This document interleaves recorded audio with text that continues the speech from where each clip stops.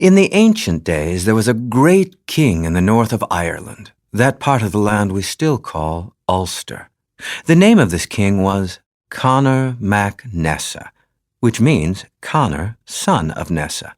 Conor mac Nessa gathered a great troop of warriors and princes to protect the land from invasion, and they became known as the Warriors of the Red Branch. Foremost among them was Conor's own half-brother, Fergus MacRoy, a brave warrior and a noble heart. One night at the royal court, King Conor told his brother, "Surely we have here the noblest men and ladies to be found at any royal court. But one lady in particular shines so brightly, it's as if she were the sun, and the others were planets and stars strewn all about her."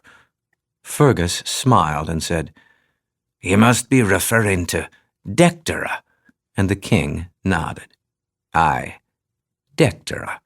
And they turned to watch that beautiful, intelligent young woman as she floated across the floor in a dance.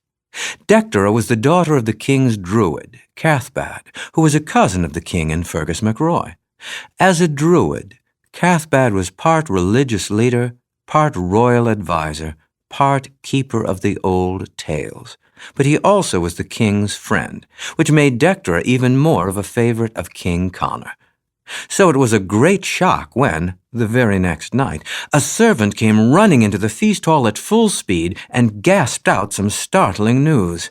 Your Majesty, the lady, Dectera, and 50 of the maidens of your court have disappeared from the palace." "What?" shouted Conor mac Nessa, leaping to his feet.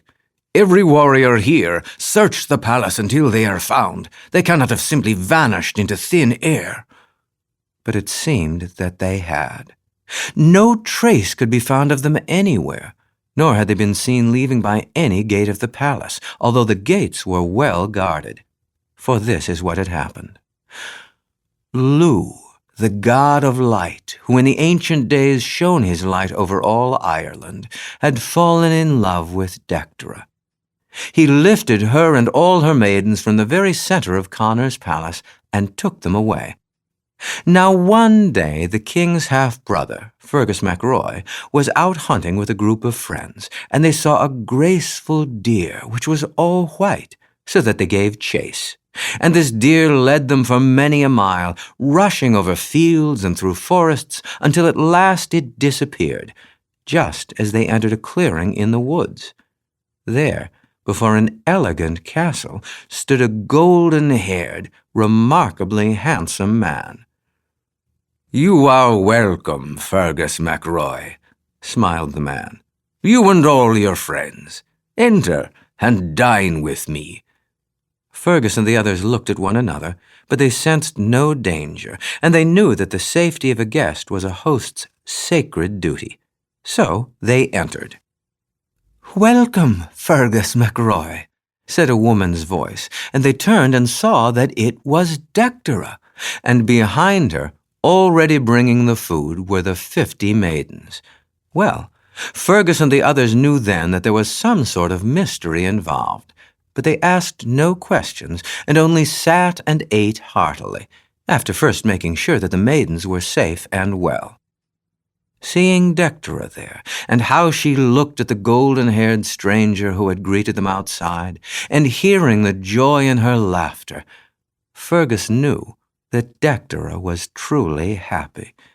Partway through the meal, she said to him, "Fergus MacRoy, it has been such a true delight to see you again." And Fergus thought to himself, "Perhaps so, but your thoughts are not with me, but rather on our golden-haired host there, whose name, I notice, has yet to be mentioned." Then Dectera excused herself and disappeared into another room. And shortly, through that doorway came the cry of a baby. The maidens stood still, but Fergus rose to his feet. "There is some wonder here," he said. "I shall go and see." And at just that moment, from outside the house, they heard a horse neighing. So Fergus said, "Half of you follow me, and half go outside to see to the horses." They entered the other room and saw it had no other doors or windows. Yet Dectera was gone, and in the middle of that room lay a cradle, and in that cradle was a newborn baby boy. Fergus lifted him up and said, "If I am not mistaken, this is Dectera's own child, and the father, our host, is Lugh himself. It is to this child he has led us." And when they went out from that room, they found Dectera and the 50 maidens all were gone. Outside, their companions reported that a horse in the stables had just given birth to a grey foal. "Well then," said Fergus, "take the foal along also, for it seems to me that he is meant to serve this child I am carrying. We shall take them both to King Conor, and tell him that Dectera and her maidens are found and gone once more, and that we must give up the search for them, for they are in the care of Lugh himself."